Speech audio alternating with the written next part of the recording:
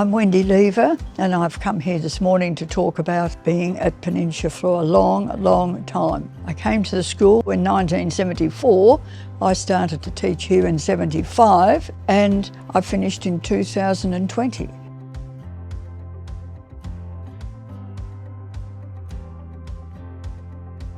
What inspired me to stay? Well, once we came down here, we just began to love it right from the beginning. I just loved being in the infant centre, and then Mr. McDonald first of all, and then followed by the other headmasters.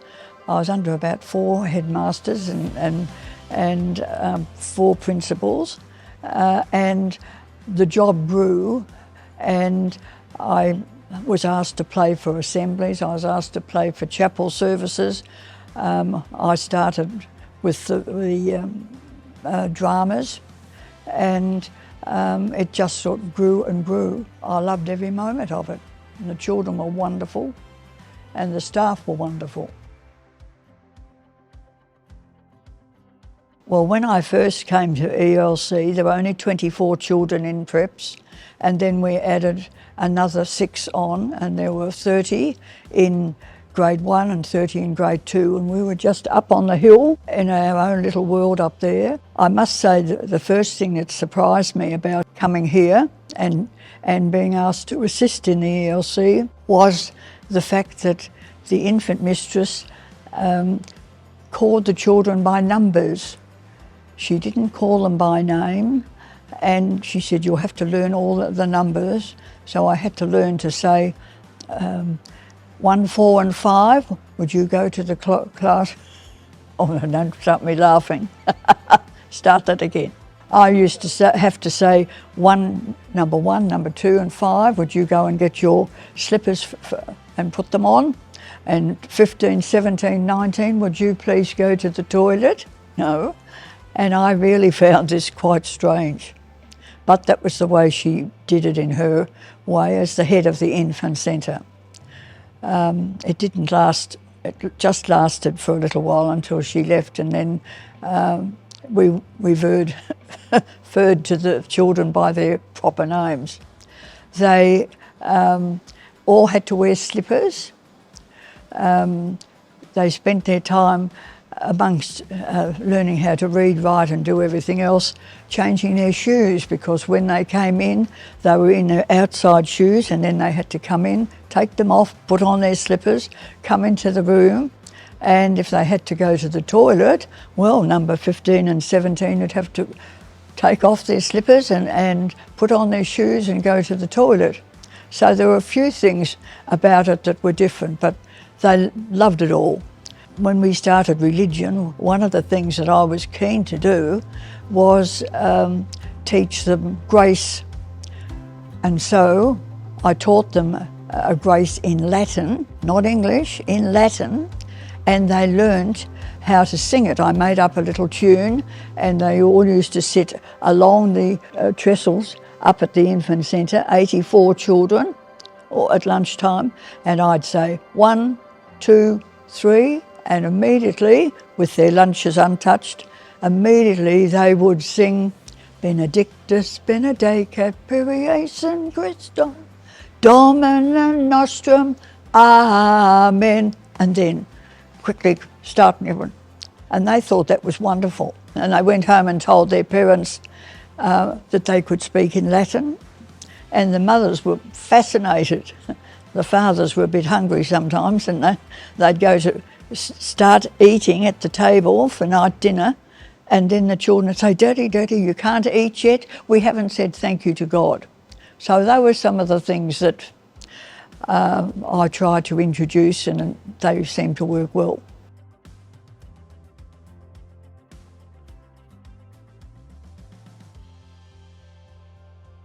Well, my passion is for music, and I just noticed that the children well and truly took it upon themselves, and they all loved the singing and the music, the dancing and all sorts of things that we did, playing instruments, and it just evolved more and more and more.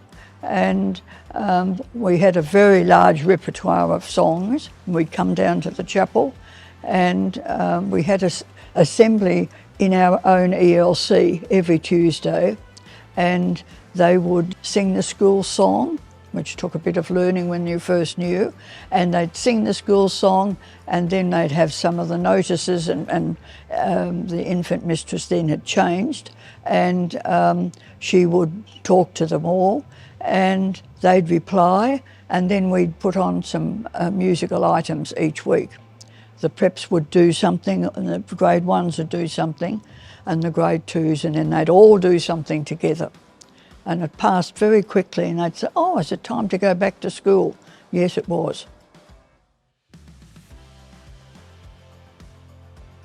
We used to do things like skinnamarink-a-dinky-dink, skinnamarink-a-doo, our God loves you. We had a wonderful drama master, David Dunn, and he and I got on very well, and he inspired me, he challenged me, and I would be just finishing the end of one production, and then he'd say, "Next week we'll start the next one."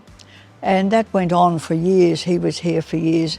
And but I must honestly say, out of all of the productions, that I think Jesus Christ Superstar was my favourite. It was in 1986 we did that, and the school was 25 years old. And Mr. McDonald wanted everything to be bigger than big, you know? And so we didn't do it here, and we didn't do it in Frankston at the theatre there, which we did a lot of things there. We went to the National Theatre in St Kilda, and we used to have to bus about 200 children down there.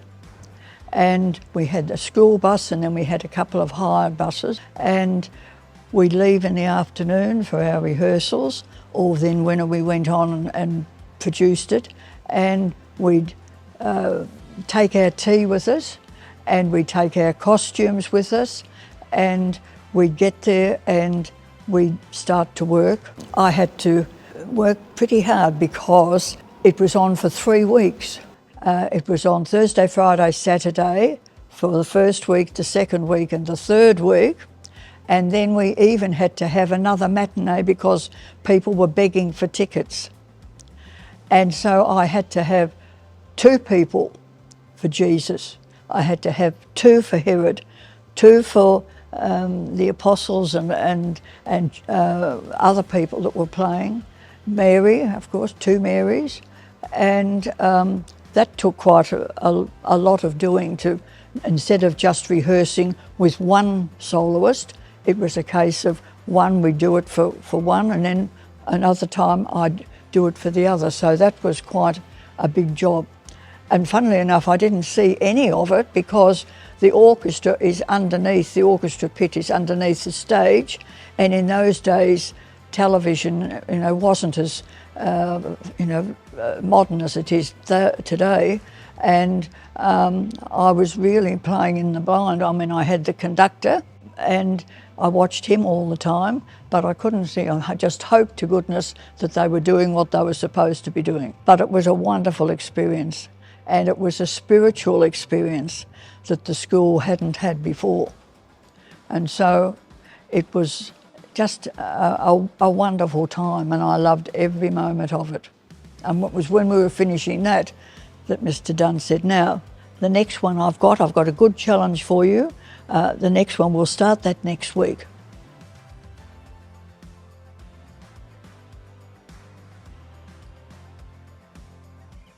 Once he left, it still continued on, but then, of course, after he died, it still does continue on. And it's amazing how many people still ring and say,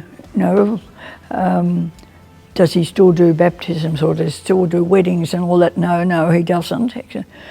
And funnily enough, last week, I haven't seen Gareth Hawley for ages, and I met him in the shopping centre, and he came up to me and said, "Oh, it's wonderful to see you, Mrs. L." He said, "Could I ask you something?" I said, "Yes." this is 7 o'clock at night last week, and he said, I was away when Father John died, and I've never said goodbye to him. His ashes in the Garden of Rest, yes, and the plaques on the wall, yes. Well, he said, I'm glad I know that, because I really do want to come to the school, and I come down here often to see Mum. Oh, I really want to come to the school and go and say goodbye to him. So people still remember like that and still talk about him. I think that, you know, obviously the new chaplain's going to be wonderful, and so was the one we had before him. Oh, we've had quite a few, but I think really the one that left last year, or 2 years ago now, and this one is going to be excellent. So that'll be good. He was known as Rev Lev, and I was Mrs L. And although the children would say, not officially, but there's Rev Lev da-da-da-da, or, you know, Mrs L, could you do this, etc. But in chapel and of course in assembly, we were more formal, and people apparently used to smile when I'd be carrying on talking about something, and then he'd say, excuse me, Director of Music, do you think we could move on with the service, etc. And people said to me they thought that was lovely. And apparently the junior school staff used to have a competition each week, 1 to 10, and they'd say, oh, good day today, 9 out of 10, no. So I had no idea that all this was going on until afterwards. But I think people still remember him. It's amazing how he was here a long time and did a lot of things, and I think they still remember some of those. I hope they do.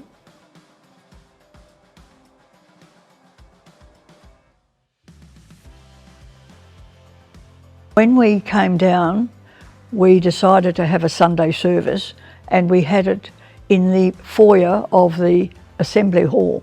And the first week there was only a dozen, ourselves and the Brewsters and the McDonald's, of course. And then we gradually started to grow and grow and grow. And when we got too big for the people to fit into the foyer, we then moved down into the hall, in the back part of the hall, and we'd set that up on a Saturday. And then that's when we decided that we really needed a chapel. And so everybody started to talk about it, and everybody was very excited. We were very inclusive congregation. We all knew each other, and the whole thing was very exciting, and they all invited their friends or their neighbours. Anyway, when we started, we divided the left-hand side of the highway with the Peninsula side into streets. And in each of those streets, they put a group of streets together, and someone would be the leader. And there would be one in Walker's Road, and there'd be one in Ellison Road, and they'd all plan different things. And then we'd have it one Sunday when they'd all come to church, and they did lots of different things and all got to know each other.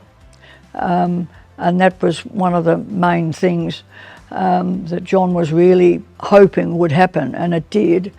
And the children got to know each other too, as well as being at school. Well, then they decided that when we were too big for the foyer and we had to go into the hall, that it was time for us to build a chapel. And so there was great excitement, as you could imagine, and we were going to have our own chapel. So John drew a plan of it, and both inside and out, and we started to build it. It was really just a square here with rooms on either side and at the back. A very simple one. We didn't have a lot of money to spend, and so then people said, well, could they give things for the chapel? So people, every chair in this building was given, I've forgotten how much it was, a very small amount, and they'd say, here we are, that's for 2 chairs, or, you know, one in memory of my father and one in memory of my mother. It grew and grew and grew, and the chapel started, and the name, particularly thinking about the butterfly on the wall, the new life, you know, and the chapel of the resurrection, there really was a tremendous feeling of being together. People who used it for weddings and funerals, was used all the time, and of course all the time for the classwork. And we sang and we danced and we did all sorts of lovely things, and it was a very happy time. People were really very passionate about the chapel. It's so lovely to have you here today, Wendy. It's lovely to be here. I've been in this chapel for many, many, many years. Taught all these children to sing, and we used to have a wonderful time in the chapel. Yes, I can imagine. And just in my first year here, we've had so many beautiful chapel services already. Oh, lovely. Yes, but 45 years of association with Peninsula Grammar is so special. Yeah. And every time I'm at an alumni event and I speak of you, everyone has such warm memories of yourself and your husband John, which is just beautiful. So, you know, thank you. And just, we thought it was so important to capture some of your wonderful memories of your connection with Peninsula. So thank you so much for being here today. Yes. Well, it was such a wonderful time, and the years just simply flew. I would never have thought I was here as long as that, you know. But going from preps right up, I mean, in a week I'd go from preps up to right up to year 12, as far as assemblies were concerned, because we'd have ours up there, and then the junior assembly, and then the senior assembly. Yes. So I'd go from piano to piano, or organ to organ. Oh, amazing.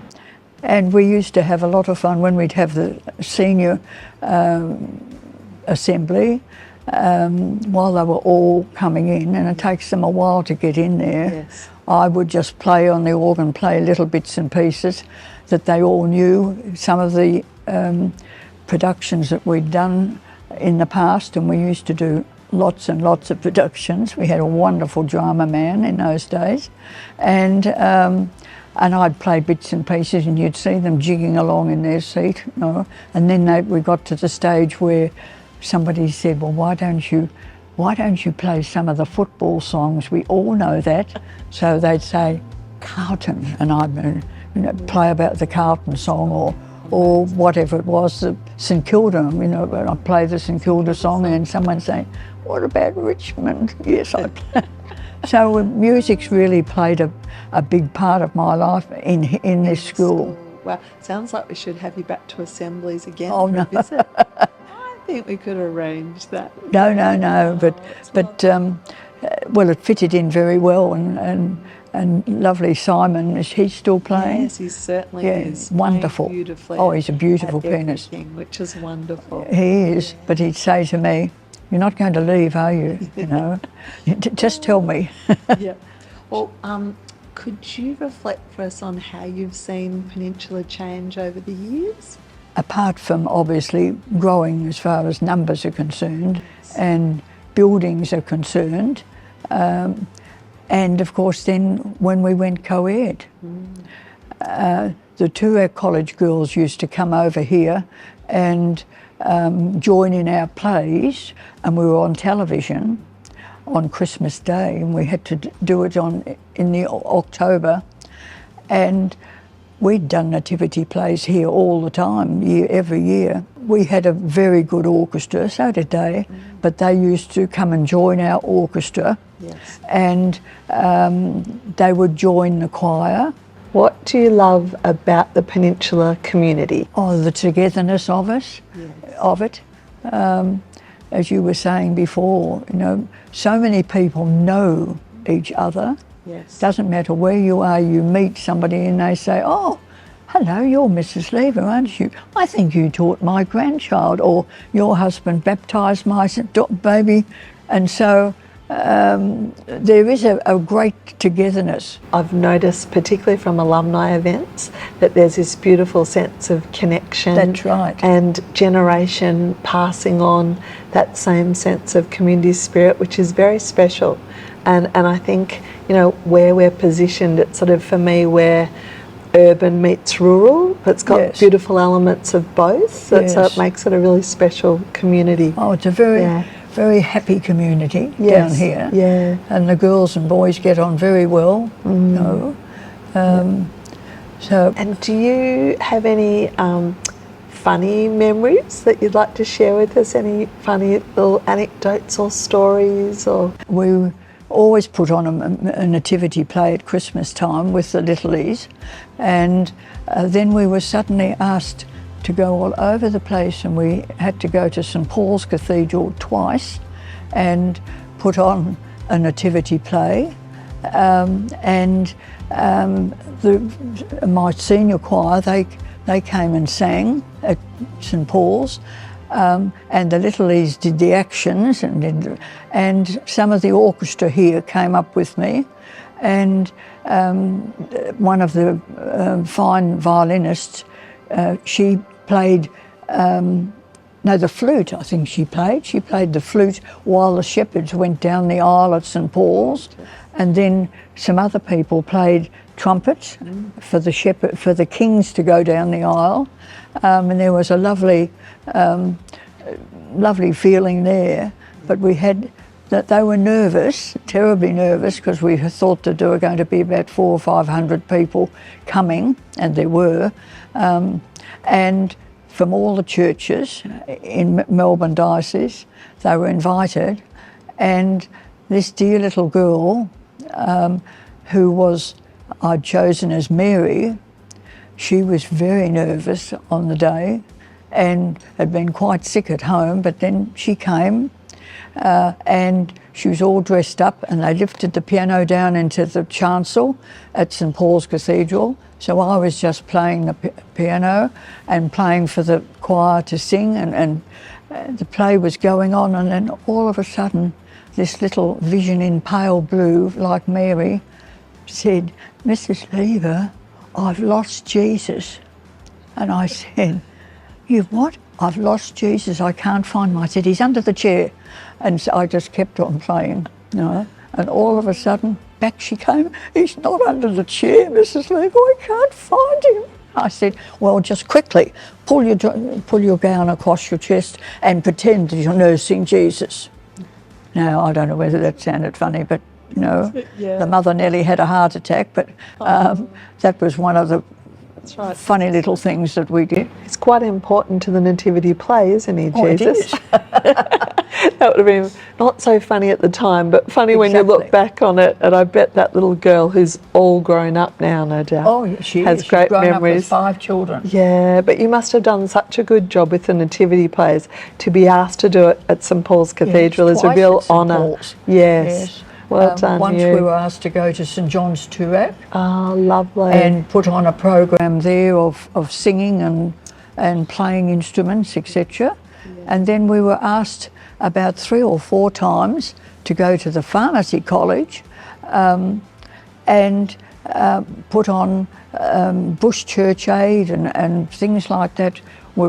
They'd have their speakers there, and we were the entertainment. Amazing. And the children, some of them were very small, and we'd go in after school in the bus with well, in those days, the children wore burgundy skirts, a bit like this, and white shirts and a lovely big cross on a burgundy ribbon. And I couldn't understand when we moved down from the country, where were all the other choirs and where were all the other children? Why were we being asked? I mean, it was a great honour Yes, to be asked, but I just, you know, that was quite new for me. Yes, and you must be so proud of our music department today, because they're such a strong part of our beautiful school, aren't they? Wonderful. Yeah. Well, I taught Simon Stone. Yeah. I taught Lachlan Red, who's died. I taught head of the music is Richard Fordry, and his brother. Yes. Yes. So it's like going home when I go down to that part of the. I was saying, "Come and talk to us," etc. So, they're wonderful. Such a rich part of the school. Oh, yes. Just going from strength to strength. I'm a jazz pianist, and I used to love playing with, I can't think of his name now. He's the head of the band. Adam Wesley? Adam Wesley, yes. Oh, he's a delight to play with. All the musicians over there, they're just so wonderful, aren't they? And they all get on very well together, and they sound fabulous when we have the concerts, the big concerts. Yes, yeah. And I see you're having one soon. Yes, Grand Music Showcase this Thursday night. The music here is just fantastic. Yeah, and sounds like it always has been, and that you're But it's gradually come up and up and up and up. It's all very special, isn't it? Yes, it is. And can I ask, what are your hopes for the future of Peninsula Grammar? Oh my goodness, just to go on as it is, and just continue with everybody wanting to have a passion for education and for music and for sport. Yes. When we really cover it all, don't we? Holistic education. When we surveyed our whole community, that's what came through, that everyone, yes, academics are important, but it's the development of the whole child. That was the reason why they send their children here. Exactly. Which is really important for us to really, cherish it, whether it's performing arts or sports or leadership through the cadets. It's just a wonderful place. And the grandparents and the aunts and uncles are just as keen as the parents. Yes. And they come back and back and back each year for the various, concerts or speech days or speech nights, and valedictory services are just a real tearjerker sometimes. With you watch the children grow from right up, and there they are walking out the door, and they've finished their career. And they come back. Oh yes. At our reunions, it's so lovely to see them. Yes. And so they're always part of the school, which is a really great testament to the community. Lovely. I'm sure you'll love being here. I'm loving being here. Yes, you will. Well, thank you so much. Thank you very much. Today, and reflecting on your time here and all those special memories. And we're just so lucky to have you still as part of our wonderful community and thank you very coming much. to all the important events. Oh, thank you very much. Yeah, it's a pleasure to be here. Yes. Delightful. Yeah.